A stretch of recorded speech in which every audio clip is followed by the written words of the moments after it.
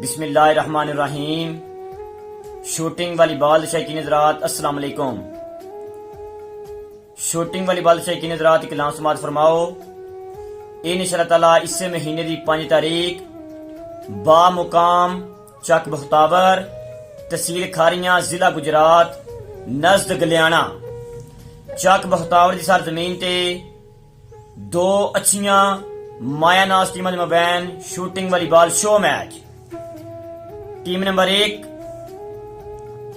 चक Bakhtawar club, team captain Mirza Tahir Rais साहब चक बख्तावर, फौजी साजिद, शकील भट्ट, अरसलान कतवार, अली अवान, औरंगजेब, आसम पलावड़ी, मिर्जा उमैर, नेटमैन मलक नजाकत। मुकाबले वास्ते बट्टी क्लब नथिया, टीम कैप्टन हाजी गुल नवाज रईस साहब नथिया, राजा इजाद रईस साहब रठौड़ी, साईं हसन, शेबी मलका, शेबी बाट, जुल्फी मलवाना, काशी नथिया, शेरी नथिया, नेटमैन सत्तार। इल्तमास करते हैं तशरीफ लैके आओ शकीन हज़रात।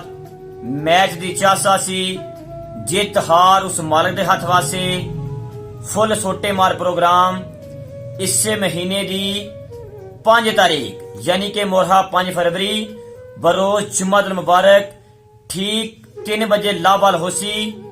इल्तमास कर दिया तशरीफ लैके आवो।